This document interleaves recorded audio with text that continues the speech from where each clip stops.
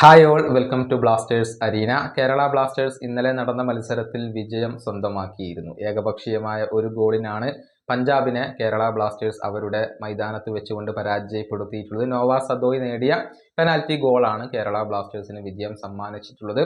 ഒരു ഘട്ടത്തിൽ കേരള ബ്ലാസ്റ്റേഴ്സ് 9 പേരായി ചുരുങ്ങിയിരുന്നു. പക്ഷേ പിന്നീട് ബ്ലാസ്റ്റേഴ്സ് ഈ ഒരു വിജയം പൊരുതി നേടി എടുത്തു എന്ന് തന്നെ പറയേണ്ടി വരും. റിൻസിച്ച്, ഐബൻ എന്നിവർക്കായിരുന്നു ഈ മത്സരത്തിൽ റെഡ് കാർഡ് വഴങ്ങേണ്ടി വന്നത്. ഈ രണ്ട് താരങ്ങളെയും അടുത്ത മത്സരത്തിൽ ലഭ്യമാവില്ല. കൂടാതെ ഡാനിഷ് ഫറൂഖിനും ഇപ്പോൾ സസ്പെൻഷൻ ലഭിച്ചിട്ടുണ്ട്. ഈ 3 താരങ്ങൾ ഇല്ലാതെയാണ് കേരള ബ്ലാസ്റ്റേഴ്സ് അടുത്ത ഒഡീഷയ്ക്കെതിരെയുള്ള മത്സരം കളിക്കുക. എന്നാൽ അതിൽ ആശങ്കപ്പെടേണ്ട കാര്യമില്ല എന്ന് കേരള ബ്ലാസ്റ്റേഴ്സിന്റെ പരിശീലകനായ TG പുരുഷോത്തമൻ ഇപ്പോൾ പറഞ്ഞിട്ടുള്ളത്. അതായത് ഞങ്ങൾക്ക് വേറെയും ക്വാളിറ്റികൾ ഉള്ള താരങ്ങൾ ഉണ്ട് എന്നാണ് അദ്ദേഹം വ്യക്തമാക്കിയിട്ടുള്ളത്. 27 താരങ്ങളുള്ള ഒരു സ്ക്വാഡാണ് ഇതെന്നും അദ്ദേഹം ഓർമ്മിപ്പിച്ചിട്ടുണ്ട്. TGPയുടെ വാക്കുകൾ ഇങ്ങനെയാണ്: ഞങ്ങൾക്ക് വേറെയും ക്വാളിറ്റികളുള്ള താരങ്ങൾ ഉണ്ട്. 27 താരങ്ങൾ ഉള്ള ഒരു സ്ക്വാഡാണ് ഞങ്ങൾ.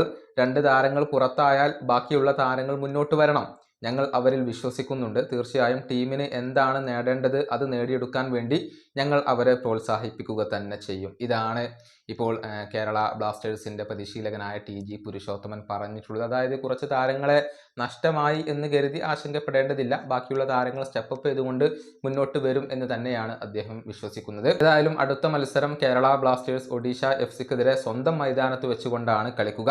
ജനുവരി 13-ാം തീയതിയാണ് ഈ ഒരു മത്സരം അരങ്ങേറുക. ഈ വീഡിയോയുടെ അവസാനിപ്പിക്കുന്നു. അടുത്ത വീഡിയോയുമായി വീണ്ടും കാണാം.